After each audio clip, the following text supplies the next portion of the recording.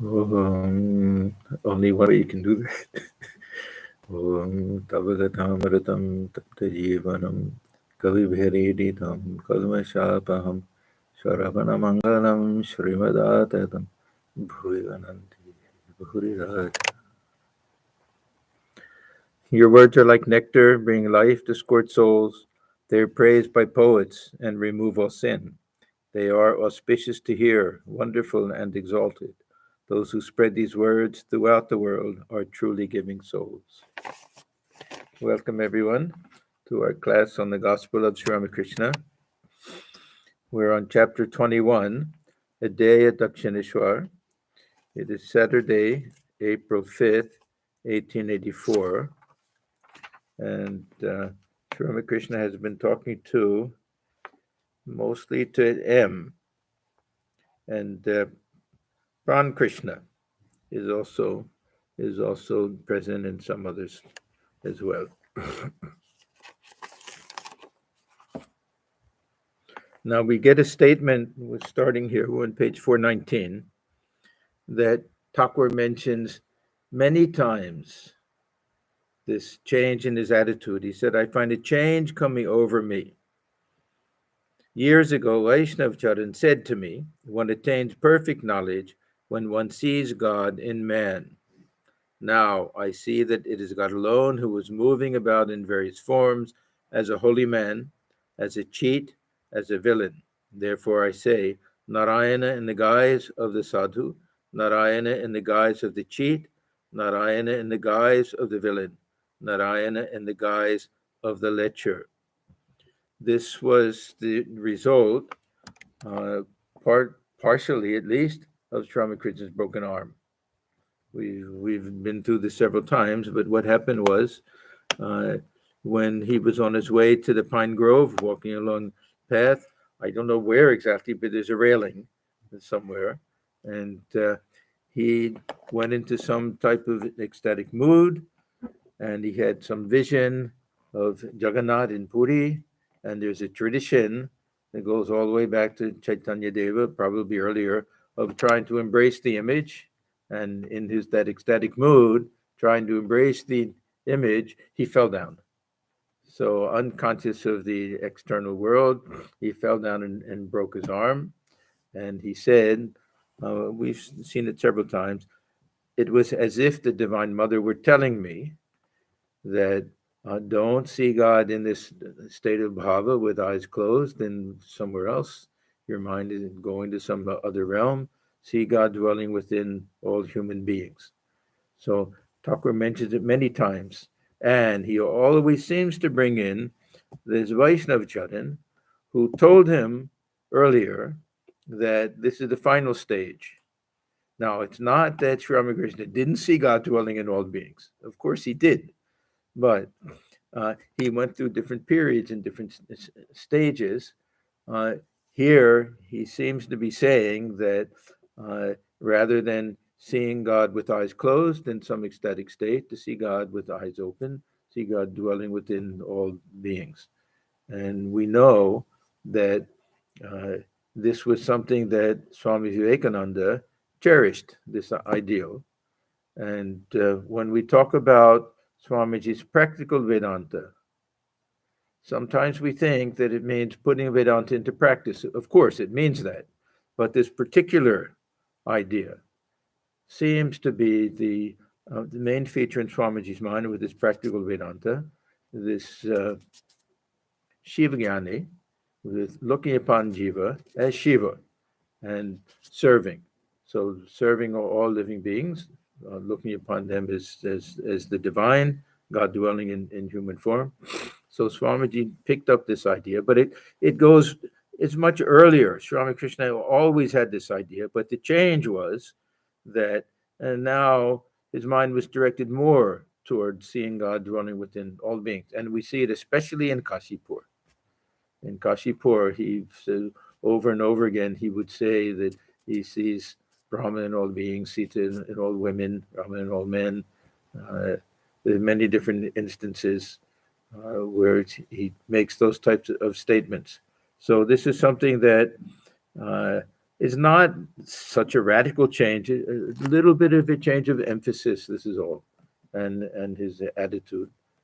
Uh, but even before that, he always said, do we only see God with eyes closed? Can we see God with eyes open? See Divine Mother manifest everywhere. But there's one particular idea. Each and every individual is God himself or herself, Divine Mother, however we understand it, in taking human form. So this is what Thakur called it, not a lila. Not a lila. It means both this idea of seeing God dwelling within all beings, and also the avatar, some special manifestation of God in human form, which we call the avatar. These are both different aspects of this Nara Lila. So why he mentions it here is not exactly clear, but it's something that was definitely on his mind, and he's still suffering from his broken arm at this point. That lasted, it was a very bad break somehow. It seemed very painful for him. And all they could do was wrap it with some bandage and some type of board, some splint in the bandage. It must have been very painful.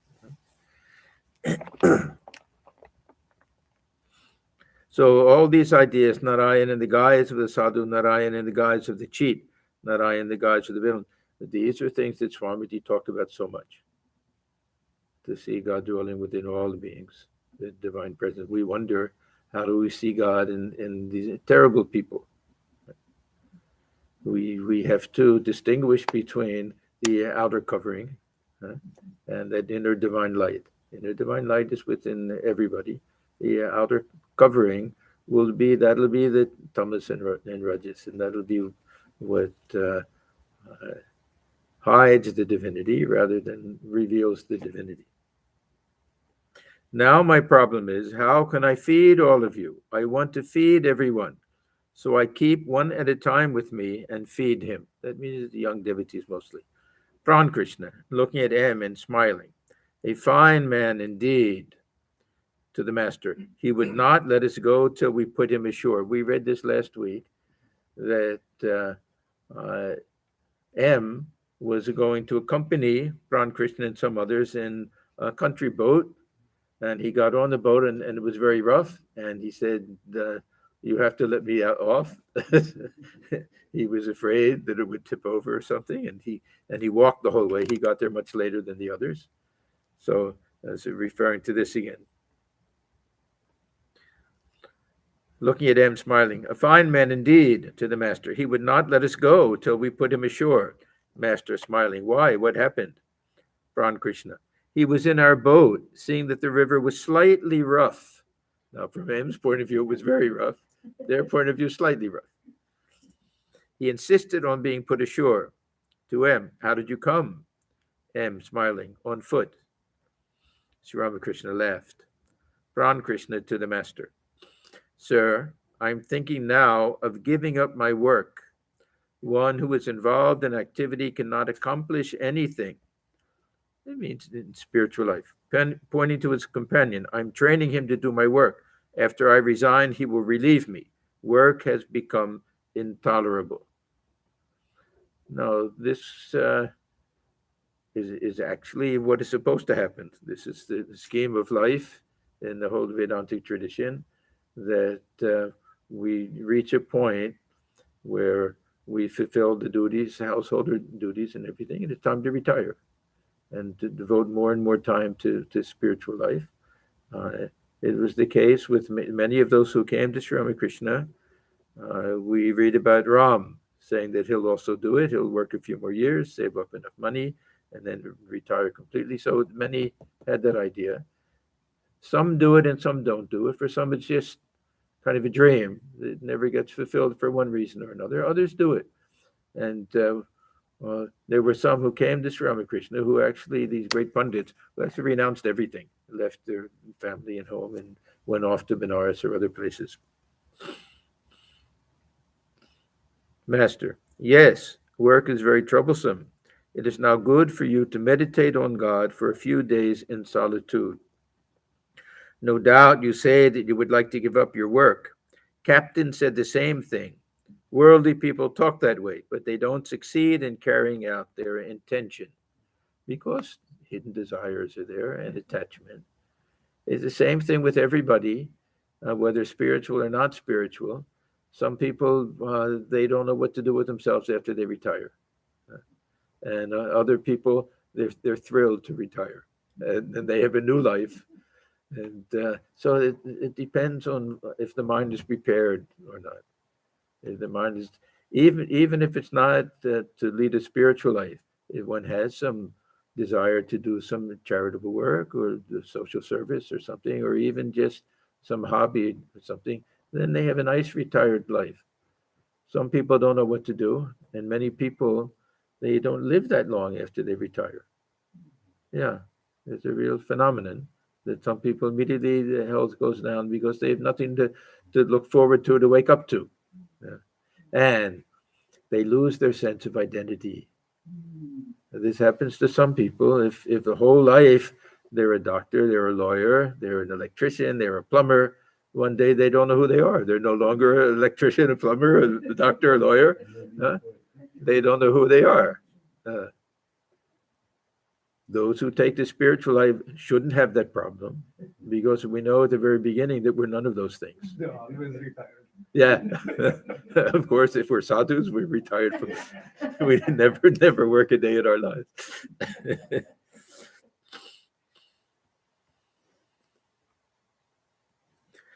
There are many pundits who speak words of wisdom, but they merely talk. They don't live up to them. They're like vultures which soar very high, but keep their gaze fixed on the charnel pit. What I mean is that these pundits are attached to the world, to lust and gold. If I hear that pundits are practicing discrimination and dispassion, then I fear them. Of course, he didn't fear them, but it meant that he wouldn't take them lightly. He showed extra respect to them. Otherwise, I look upon them as mere goats and dogs. Sometimes he would say straw and other things, but yeah. He used to send Hridaya, if there was some pundit or something, he said, go ahead and meet them and let me know if they have any humility and any renunciation and any sincerity, or if they're simply pundits. If they're simply scholars and things, he wasn't so anxious to meet them. But if he thought there was some metal, some stuff in them, then he was very happy to meet them.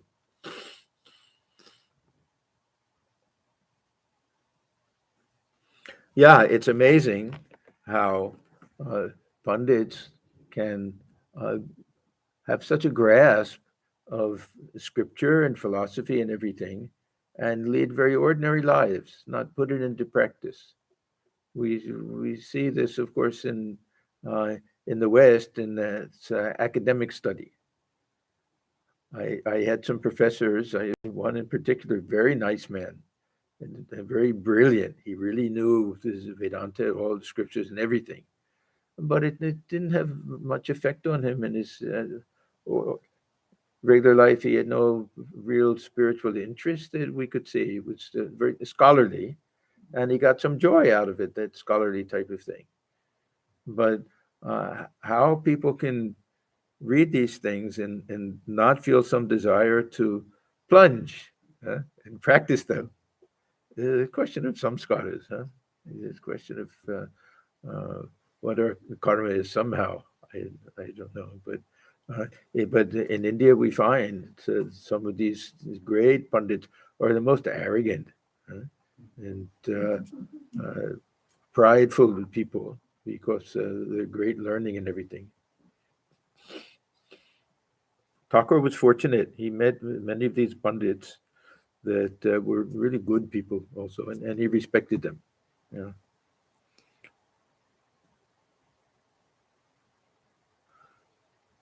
Pran Krishna saluted the master and took his leave. He said to M, "Will you come with us?" M, "No, sir. Catch me going with you again. Goodbye." Pran Krishna laughed and said, "I see you won't come to the boat. Come in the boat." M took a little stroll near the Panchavati and bathed in the river. Then he went to the temples of Radhakanta and Kali and prostrated himself before the images. He said to himself, "I've heard that God has no form, then why do I bow before these images? Now, we have to remember that he was also very closely connected with the Brahma Samaj. So he also would have taken the pledge. We were talking about that the other day, how Swami Brahman and Rakal, how Rakal and Narendra, both members of the Brahma Samaj, both took that pledge and not to engage in idol worship, not even image worship, idol worship. This is how they looked upon it. And Narendra was very particular about these things, about keeping his word and everything. I read an interesting thing the other day that Narendra went to Dakshineshwar one day, and Sri Ramakrishna asked, "Has he come?" And they said he came. He's out sitting outside and everything. And then he said, "Well, why doesn't he come?" And he asked him, and he said, "Sir, I told you I would come at 4:00. It's not yet 4:00." So he was also very particular about keeping his word. Yeah, this truthfulness. Huh? Sri Ramakrishna actually came out and spoke with him. It was time for them to go back inside. Yeah. So he was always late to his lectures. But that was a different thing. Yeah. He could keep his word, but he wasn't on time for things. Yeah. He for his own lectures. Yeah. Oh yeah. He would show up whenever he felt like showing up. He used to say it happened one time that somebody cerebral, one of them or something, say, "Swamiji, we're late," and he said, "Don't worry, nothing will happen till we get there." And then he said there was a man going for execution, and he saw people running to get a good place ahead, and he said, "No need to run, nothing will happen till I get there." So yeah, he lived in eternity. He wasn't very good with but when he was younger, and because he had given his word. Where is it from? Where did we read that? Oh, okay.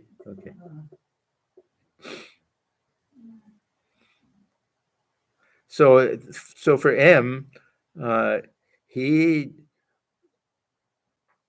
once he came to Sri Ramakrishna, he really didn't have that connection with the Brahma Samaj. I don't know how close he was. He was close because his wife was related to Keshab.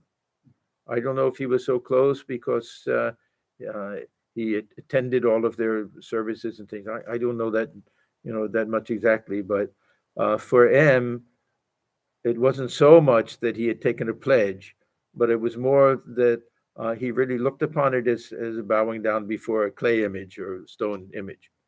That idea was prevalent, not just among the Brahmos, but among the Western educated people in Calcutta, especially, because the British hammered that idea into them, that they were idol worshippers, and especially this Mother Kali. So they hated this idea, and Swamiji himself, he used to say, "How I hated his Mother Kali." And then later he used to say, "Is my own special fad," that he had this tremendous love and devotion for this idea of the Divine Mother Kali. You know who was most responsible for changing the image of this worship of Mother Kali during this period? Was Sister Nivedita. She gave a lecture at Albert Hall. I think was very, very popular, and with very highly educated people, very well received and everything, explaining all the symbolic elements and this image of Mother Kali. And it was really quite influential. At least we read that. So yeah, at some point, M found himself following Sri Ramakrishna and also bowing down in the temple, partly because he did it, but partly because his mind was undergoing a change also. He was starting to understand this whole concept of God with form, that Thakur gave the illustration of water, how it can take ice, it can form into blocks of ice in order for us to worship in the form that we want to see.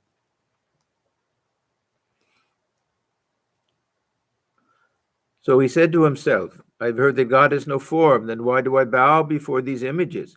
Is it because Sri Ramakrishna believes in gods and goddesses with form? I don't know anything about God, nor do I understand him. The master believes in images.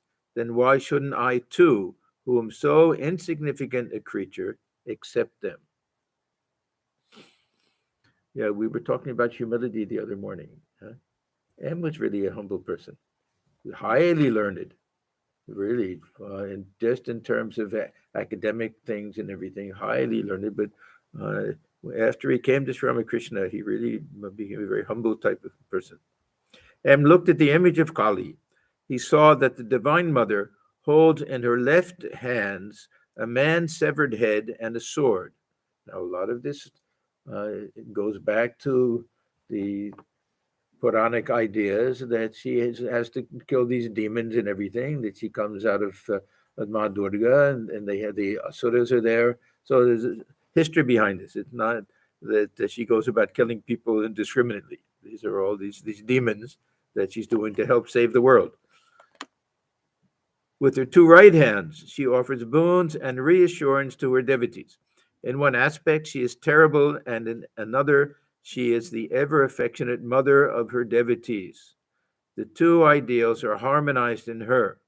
She is compassionate and affectionate to her devotees, to those who are submissive and helpless.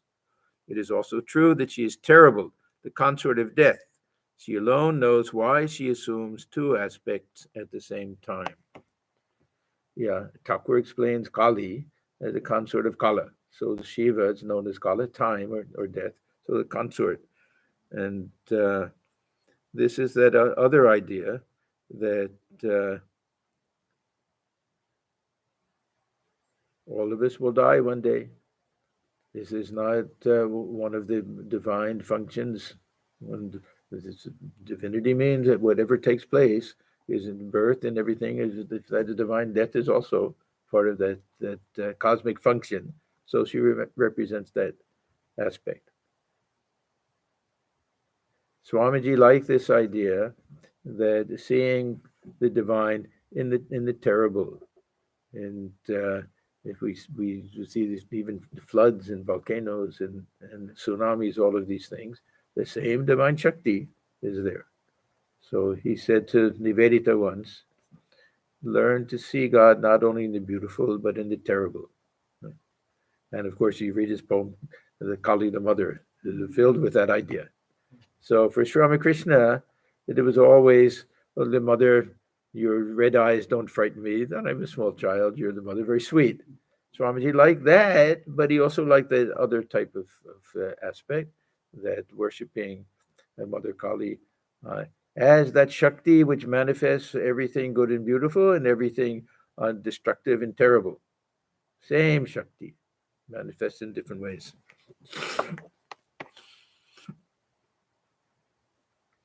And remembered this interpretation of Kali given by the master. He said to himself, I've heard that Keshab accepted Kali in Sri Ramakrishna's presence. And we read earlier how towards the end of his life, he would talk to the Divine Mother. Now, it doesn't mean he's having a vision or anything like that, but this is he had that faith that, and who knows it at the end, probably he did have all sorts of visions and things. He was a very, what to say, advanced soul. Or anyhow, Thakur had tremendous respect for him. He used to say, among all of those of the Brahma Samaj, he was the only one that his tail had dropped. He could live on land. He could dive deep. He said you could see that he could really go deep in meditation. Thakur observed that when he would watch Keshab meditate. Yeah, but towards the end, we remember that one of his disciples said to Sri Ramakrishna, see, just like you, sir, he talks to the Divine Mother. Thakur was happy to hear that.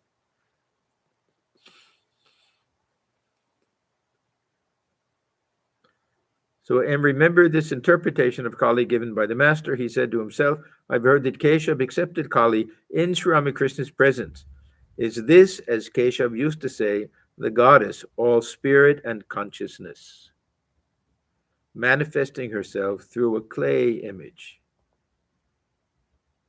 So we have two terms, Mridinmaya and Chinmaya. The Mridinmaya is to the ordinary way of looking things. The image is made of clay or made of stone. What was the first word? Mridinmaya, Murid. It means clay. Yeah, Mridinmaya. Yeah. T becomes an N. Mridinmaya. Huh? Earth. So most of the image are for Durga and everything. I mean, this Mother Kali, of course, is stone and basalt. But most of the images are made of clay. They'll mold them together and everything. So Thakur used to say, but I see it as Chinmaya. I see it as the embodiment of spirit, of consciousness.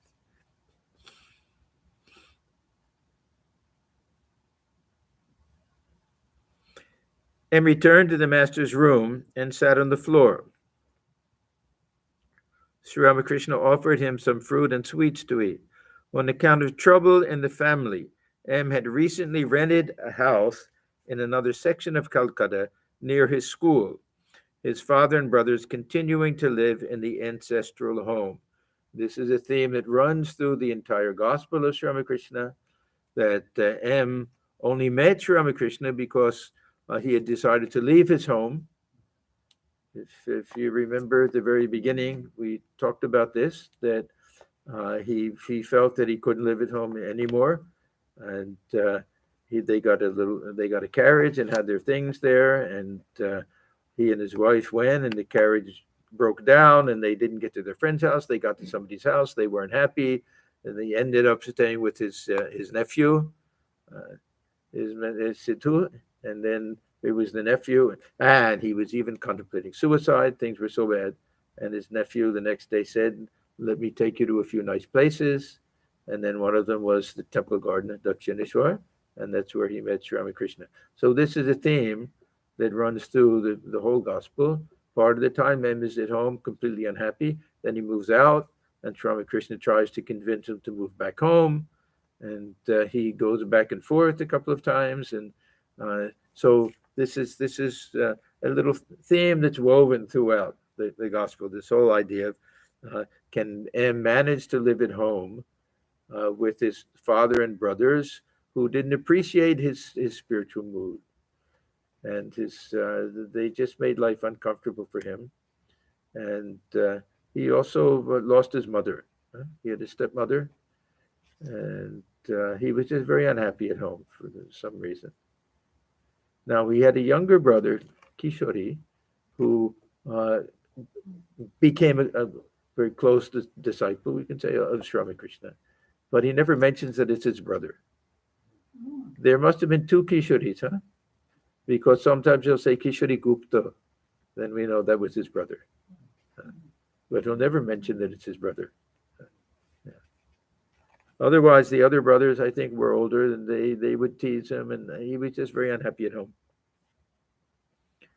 So M had recently rented a house in another section of Calcutta near his school, his fathers and brothers continuing to live in their ancestral home.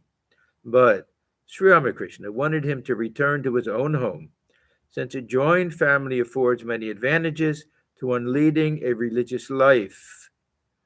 Plus, Sri Ramakrishna was a little bit traditional, and we'll see, especially with regard to the duties that his son has towards his parents. Now, the duties that a daughter has are different because she lives in the home of her husband and his family. But the son is supposed to look after the family, allow the father to retire and everything, and do that. So Thakur respected all of those types of traditions. Once or twice, the master had spoken to M to this effect, but unfortunately, he had not yet returned to his family. See, he's saying, unfortunately, he decided not to. It wasn't a question of good fortune or bad fortune, but he means, unfortunately, that he couldn't bring himself to do what, because he wanted to follow whatever Thakur told him. He was in that way, things that Thakur said were, some of the things were Mahavakyas for him. Thakur would say, he had a list of things, that things that he called Adesha, things, the commands to him. things that are called Mahavakyas, things and statements that you have to hold up as the highest type of authority. In his journal and everything, he had different categories for different things. So I'm sure he felt a little guilty about not listening to Sri Ramakrishna about this, moving back home. Master, telling me that you were going to your ancestral house, the home. I can never persuade myself to enter that place. One of the few times that he really doesn't follow Thakur. Of course, he will later. Master, why? Your father is making over the whole house. I have suffered too much there. I can by no means make up my mind to go there. Master, whom do you fear? All of them. So, father, stepmother, brothers, who don't know who else exactly. Sorry, I said it's just too relatable. Okay. Master, seriously, isn't that like you're being afraid to get into the boat? Now, what he's trying to say to him is that the river, the water couldn't have been that rough. The others went without any problem. It's your mind that was telling you, no, it's dangerous. It wasn't dangerous for anybody else, just because you're so timid and everything. So it's a very nice way of putting it. I'm sure it really struck him. That isn't that like you're being afraid to get into the boat? The midday worship and the offering of food in the temples were over. The bells, gongs, and cymbals of the arati were being played, and the temple garden was filled with joyful activity. Beggars, sadhus, and guests hurried to the guest house for the noonday meal, carrying leaf or metal plates in their hands, and also took some of the prasad from the Kali temple. Yeah, this Rani Rashmani, when she built this whole temple, she made sure that any sadhus or any visitors or beggars or guests, that they could all be fed, and especially sadhus, that there would be some place for them to stay in that temple compound. So it was a very welcoming place. And she knew that there would be some who would be very strict vegetarians. So they would get prasad from the Radhakrishna temple, Radhakanta temple, and that would be strictly vegetarian. And those who were not strict vegetarians, they could get prasad from the Kali temple.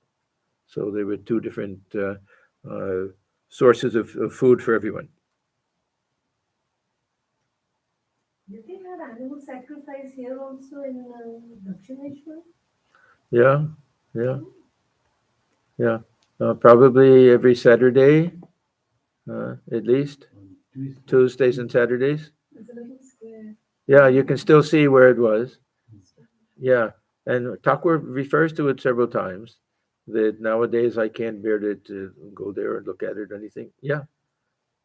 That was- Aligarh still has it. They still do it. Yeah, and now it's become fashionable in many places, especially homes that used to do it, that they'll substitute a squash for a goat. Keep the But these are the people who would eat goat meat anyhow, and now at least it's sanctified. This was the idea behind it. Yeah.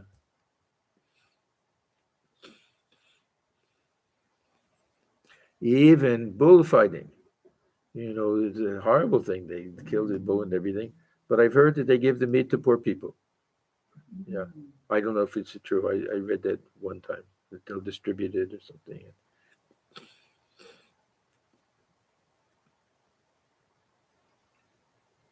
Sri Ramakrishna had been resting a while after his meal when several devotees, including Ram and Girindra, arrived. They sat down after saluting the master. The conversation turned to the new dispensation church of Keshab Chandra Sen. Ram we've met many times, Ram Chandra Datta. He was related to Swamiji. He's a bit of a troublemaker. We'll see with the whole conversation. He's always poking a little bit. And He makes things interesting. Thakur will sometimes get a little annoyed with him, but Thakur loved him very much. And he was tremendously devoted to Sri Ramakrishna, tremendously devoted. He was one of the ones, he and Girish especially, that were proclaiming everywhere that he was an avatar, one of the early ones to do that. But he also had a little bit of this guru bhava, that he looked upon himself a little bit. After Sri Ramakrishna passed away, he himself became a type of guru.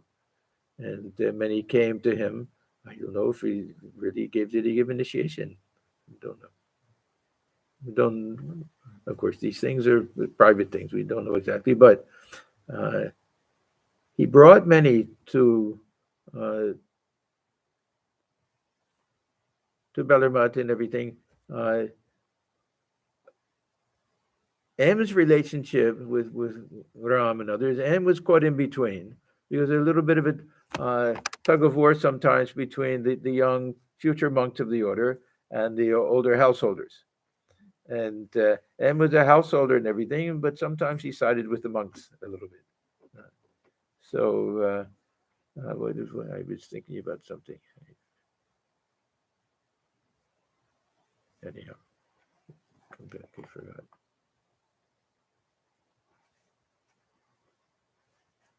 So anyhow, we know with the ashes, Thakur's relics and everything, how, and I remember, that in M school, that one of his students was somebody named Kali Krishna, later became Swami Virajanand.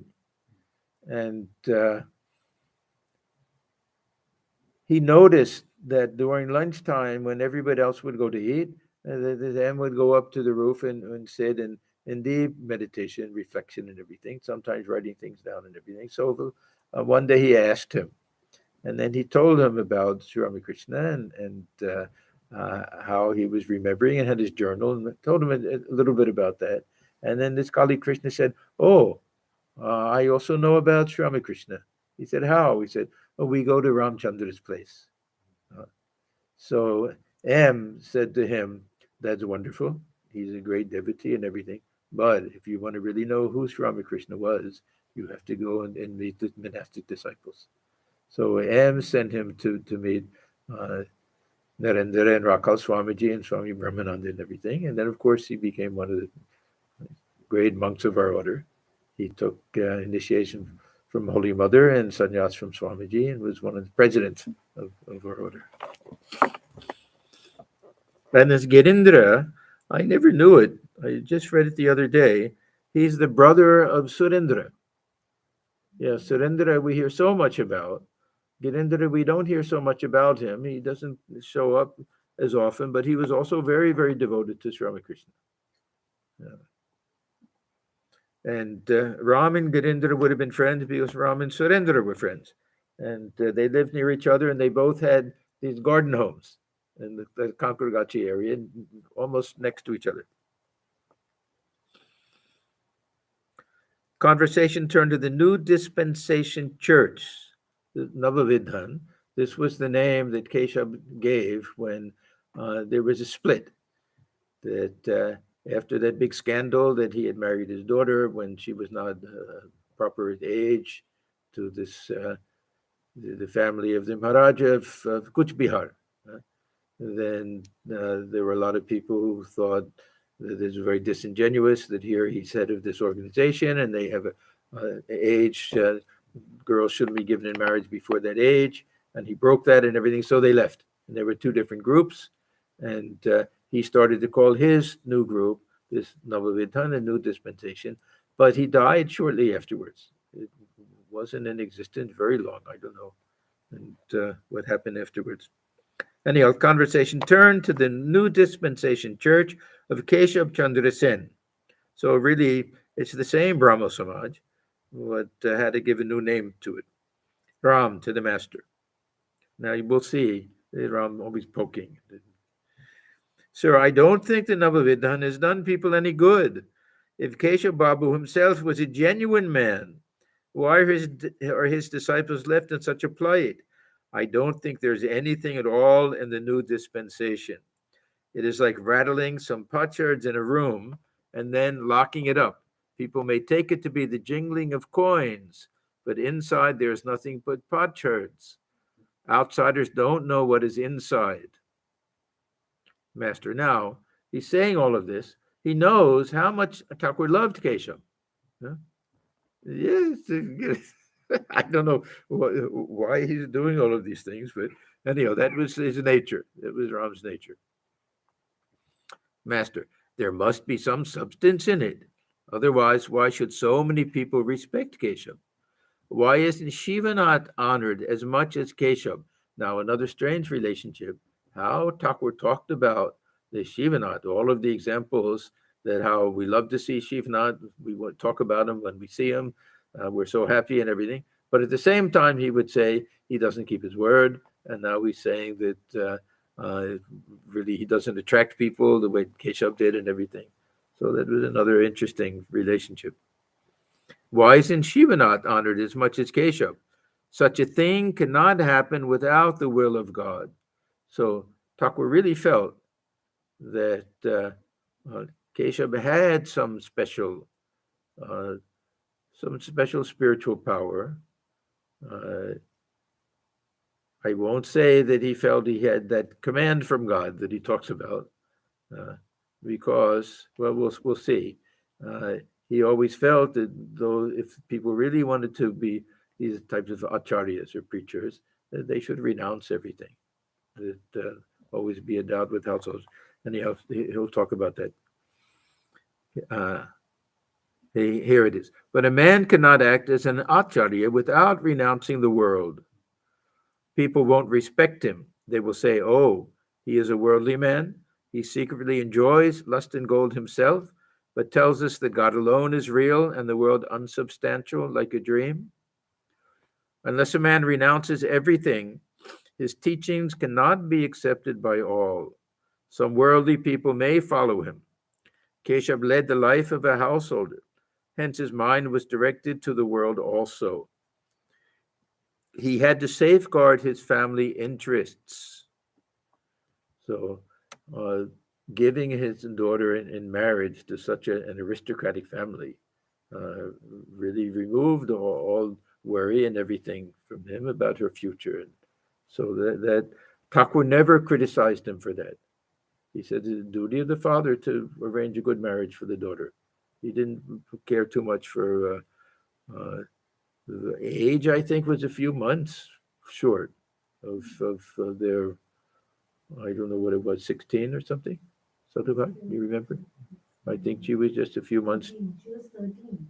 No, I don't think 13. The age 15. the age was 14.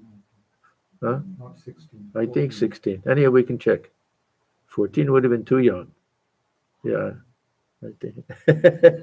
Yeah, I think it was 16 and she was 15 in some months. I'm not sure. Anyhow, but for the other members of the Brahma Samaj, it was a very big thing. And this Vijay Krishna Goswami, he was also a very truthful and simple person. It wasn't that he was looking for some reason to be, because he and Keshab were very close, but he also felt that this was a little bit of transgression of the rules.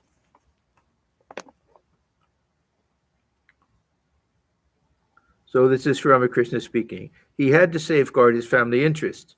That is why he left his affairs in such good order, though he delivered so many religious lectures. What an aristocratic man he married his daughter to.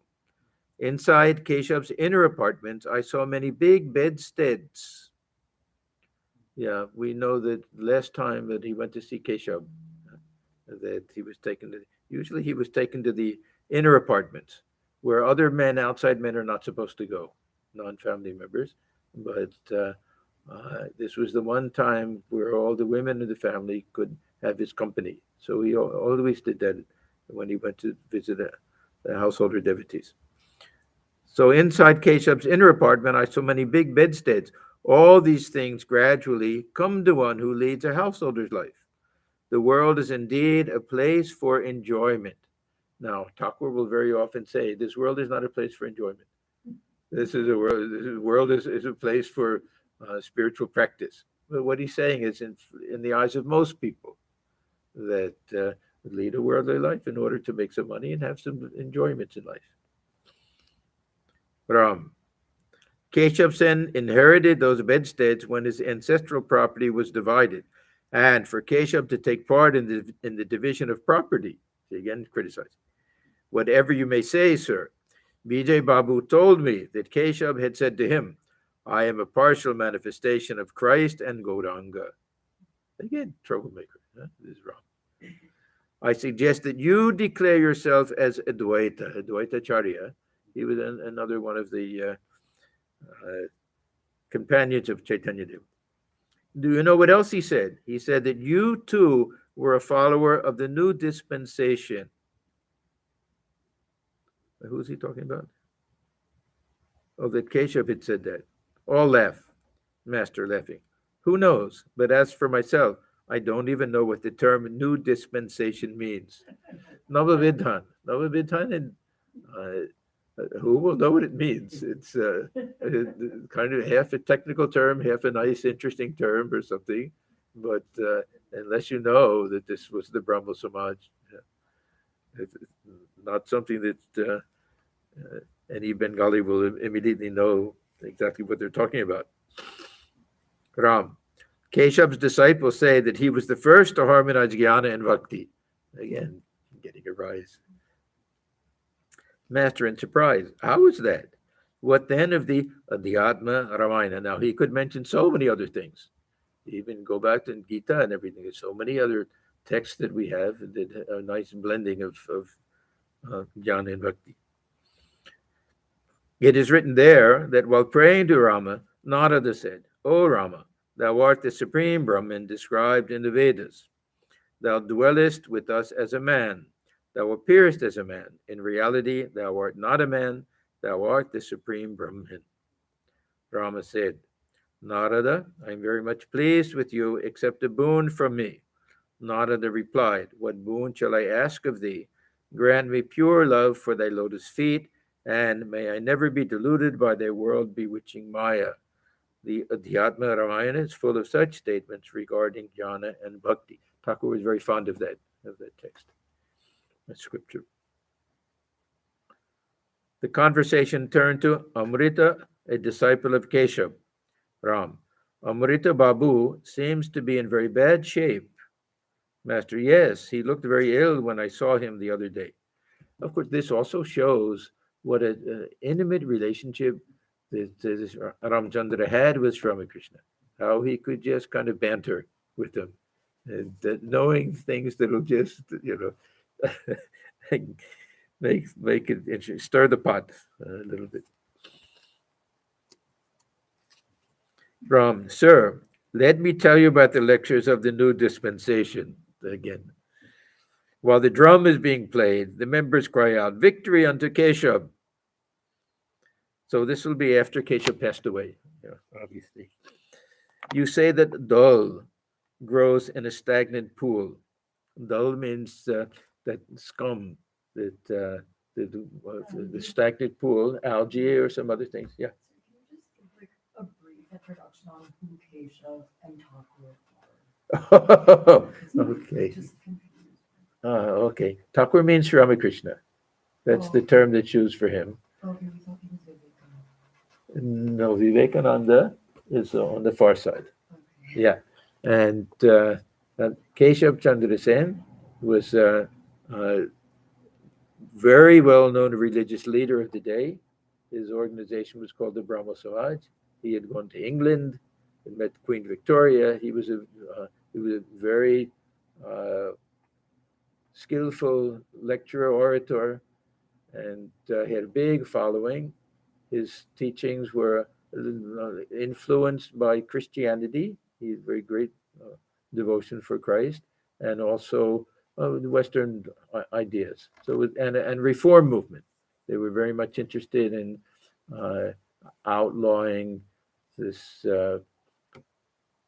some caste distinctions, and they wanted to allow the widows to remarry, and get rid of child marriage, different things like that also. So it was Keshab Chandra Sen.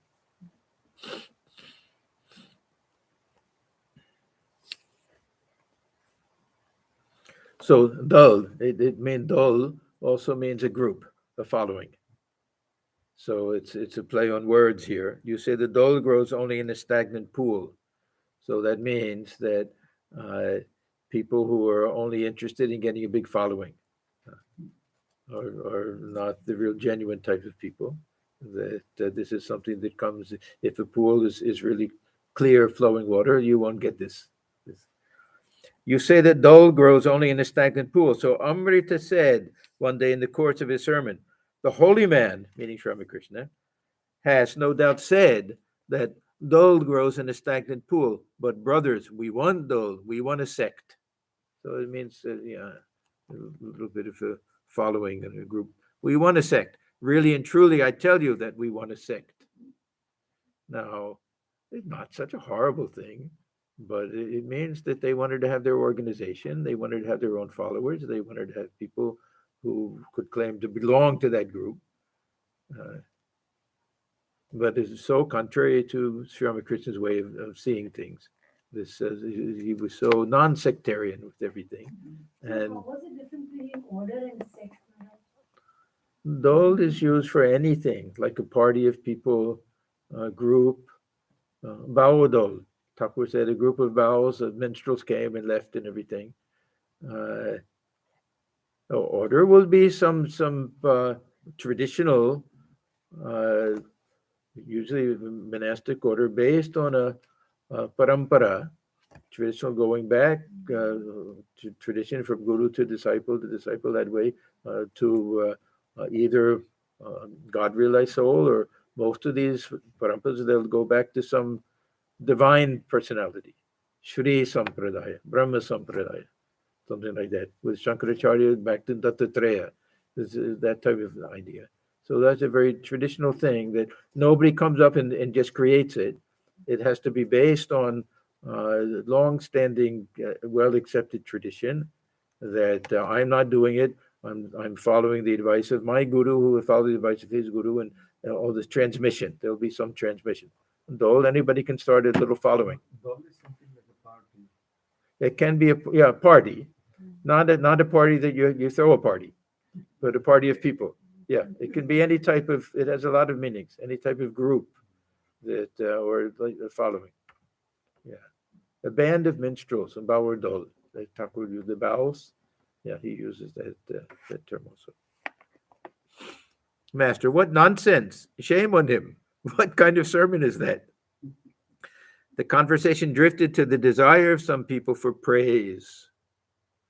Master, they took me to Keshab's house to see a performance of the Nimai Sannyas. Now, this is a little curious that they're not interested in all these things, but this was so traditional.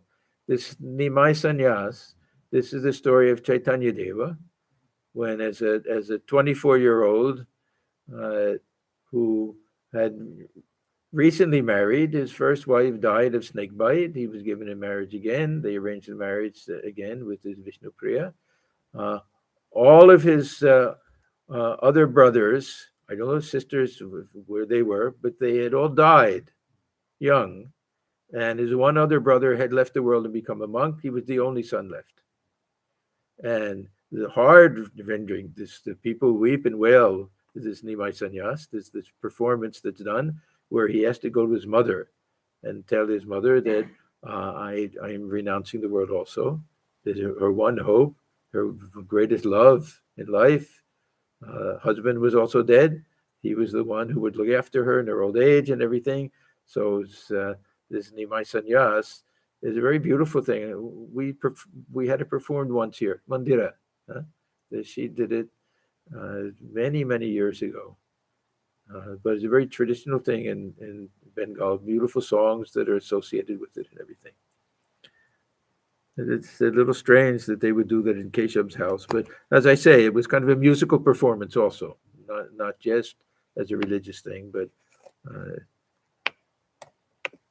very nice dramatic and musical performance. So they took me to Keshab's house to see a performance of the Nimai Sannyas. I heard that day someone speaking of Keshab and Pratap as Chaitanya and Nityananda. So Nityananda, of course, was next to Chaitanya Deva in terms of holiness and everything. They're often referred to as two brothers. They weren't literally brothers, but Tara Duhai, those are two, as if they were brothers. They were so close to each other. Prasanna asked me, "Who are you then?" Keshav looked at me to see what I would say. I said to him, "I am the servant of your servant, the dust of your feet."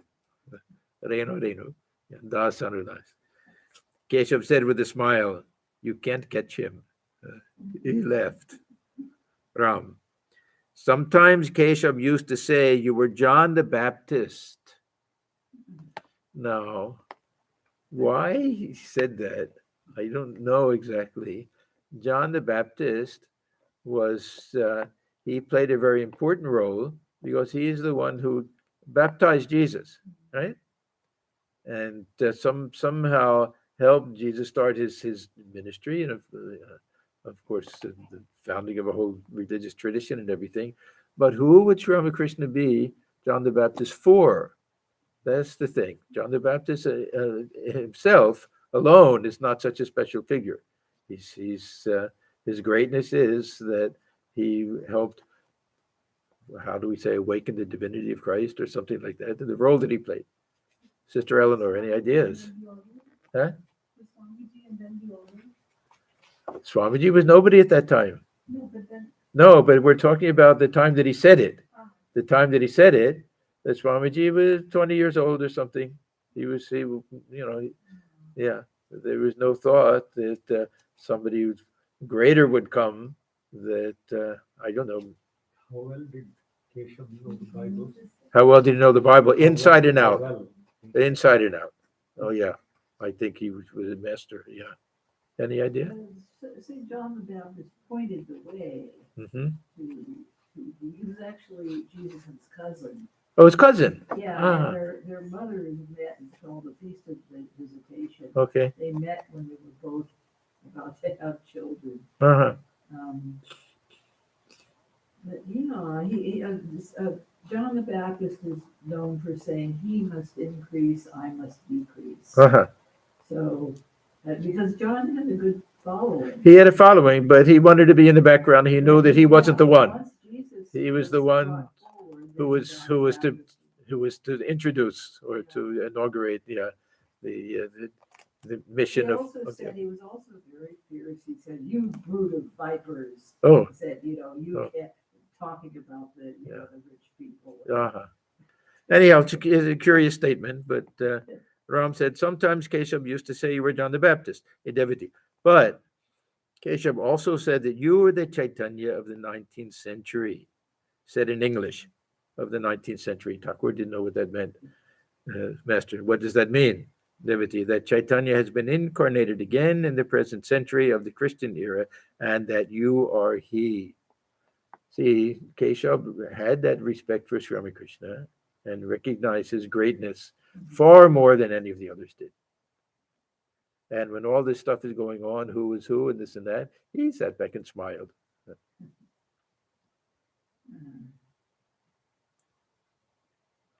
Master, absent-mindedly. What of it? Can you tell me now how my arm can be cured, the broken arm? This arm is worrying me so much. They talked about Trailokya's music. Trailokya sang devotional songs in Keshab's Brahma Samaj. And not just sang, he wrote many, many songs. He was a gifted songwriter. He came to Sri Ramakrishna many times. Thakur, Sri Ramakrishna was very, very fond of him. He was very devoted to Sri Ramakrishna, but still held that view that Keshab was the one who influenced him. And he wrote a little book. And later, towards the end, he gets grilled about it. He comes there, and the other, they say, "Did you really say this?" and everything. But still, he did pick up all of these ideas from Sri Ramakrishna.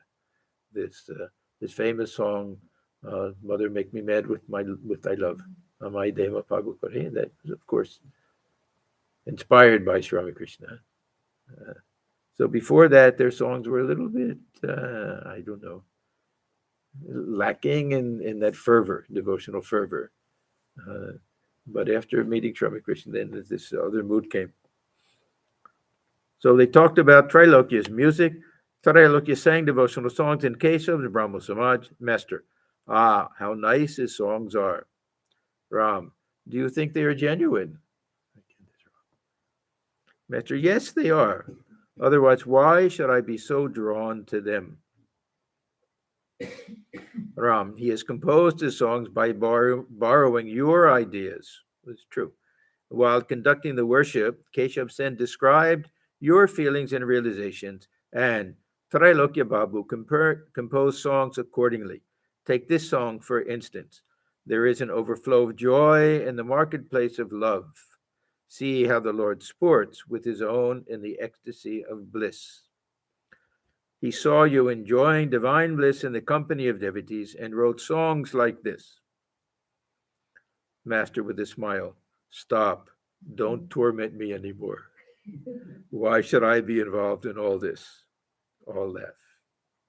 Okay, we can stop here. Ram, he created some interest when he came. I think on purpose. Half of it is just to have some nice conversation. But he went to visit Ram's house so many times. So many times, of course. And when Ram bought had that garden house built, the Yogodan in Kankaragachi, Thakur went. He was so pleased to see it. No, Thakur, he was a great devotee, and Thakur loved him very much. There's no question about that. But he had that other side to him. Om Niranjanam Nityamanandarupam Bhaktanukambhatu Vikraham Vai Ishavataram Parameshamidhyam Tam Ramakrishnam Shirasa Namama. We bow our heads before Sri Ramakrishna, who is stainless, of infinite nature, whose heart melts in sympathy for his devotees, who is an embodiment of the divine and the Supreme Lord, and ever worthy of our worship. Om Shanti, Shanti, Shanti. Peace, peace, peace be.